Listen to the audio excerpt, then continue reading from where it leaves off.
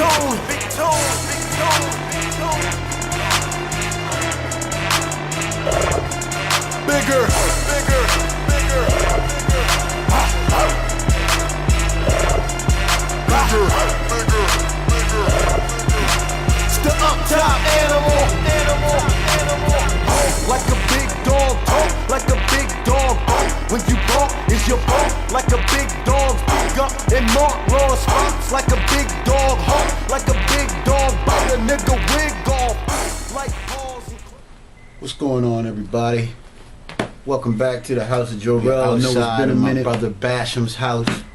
My man Gino T, nice enough. You can do this anywhere. You know, it's brisk, it's February. There is absolutely no reason why you can't use whatever's around you to train. Today we're going to do a little training segment on arm positioning. A lot of people have been calling, writing in, hitting me up on the tube, on Facebook, talking about how can they still bench big and not have problems with their shoulders. They have shoulder injuries. What's the best way to get big numbers when you're protecting your shoulder? This is real simple. There are really two types of ways that you can bench. You have a bodybuilding style and you have a powerlifting style. I've opted for a powerlifting style. You can incorporate both. If you're doing lighter weight, you want your elbows out when you're doing a bodybuilding style, and with a powerlifting style when you're piling plates on, and you want to go a little bit heavier, you want to incorporate the powerlifting style, that you can also have a wide grip but your elbows are going to be in. We also go with a thumbless grip to keep your wrist from, turn the throttle, as I like to call it, in case the weight gets heavy. You get at the top of the bench and your wrists start doing this.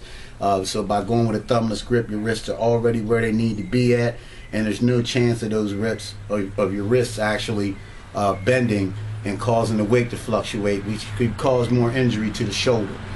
So what I'm going to do is, first off, is to demonstrate the bodybuilding style that you can still do even if your shoulder is a little iffy, but you really want to lighten the weight up, and that's really just to get blood into the muscle, get it pumped up, and to do a little bit of body shaping, if you will, for the outer pec. So I'm just going to come back here, lean back, taking a nice wide grip.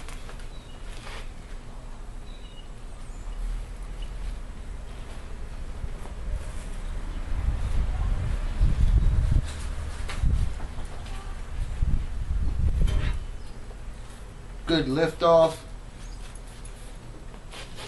If you notice, my elbows are out wide. You can see how they're out wide. Straight up, touching the chest. No bouncing. Controlling the weight is very important. Now this is something that you can do all day with light weight, as light as your shoulder can handle, depending on how fresh the injury is. Now we're going to switch to the powerlifting style. As you notice, hands, palms right on the bottom of the bar, curled over. Now here's your difference. You lift off, same grip and width. But instead of my elbows being out, I'm turning them slightly in.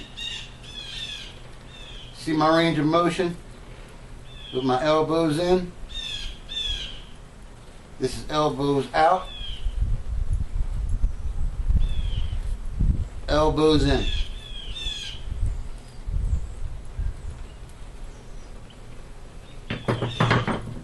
Once again, putting your body in a position where your shoulder doesn't have to work or be overworked or out there on that island. You compare it to mixed martial arts.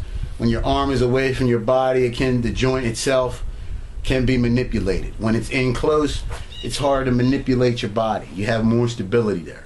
So those are your differences. Now, when it comes to actual positioning, for optimum positioning, and depending on how heavy you're going, you may want a spot for this. It's probably best that you do, but what you want to do first is plant your feet. Get a nice good plant. When you lay back to the bar with your feet planted, put your hands up by the rests and push yourself down. By doing this, you're going to create a natural arc in your back where your shoulders are planted, and you should be able to see through. I'm wearing a jacket right now, but as you can tell, my chest is already elevated, my feet are planted, I'm pushing myself down to create that natural arc.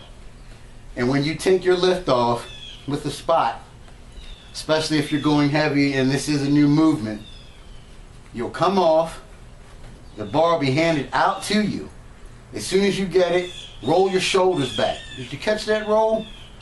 As soon as you roll your shoulders back, your elbows, your shoulders are locked in, you've got a great base, and the bar is actually dropped about 2 inches.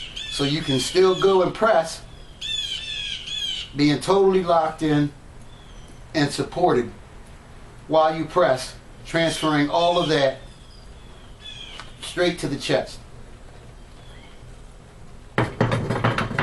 And re-rack. So, it's that simple. Going over what we've learned today.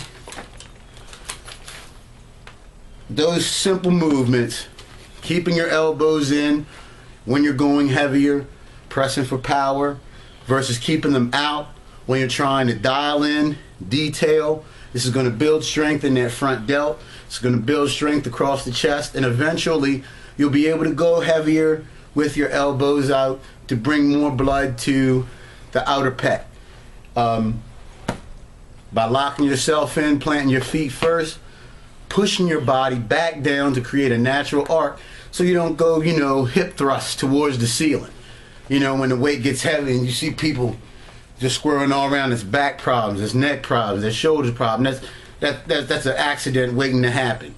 So by keeping that natural arc in your back, pushing yourself down, you then have the ability to keep your body steady, keep it straight, control the weight, and get the most out of exercise. If you have to drop weight in order to execute this, it's best that you drop weight down and do it right, and that way you're going to get the development that you need and want. And when you get strength, it's going to be a lot better. You're going to be fuller, your muscle is going to be denser, thicker.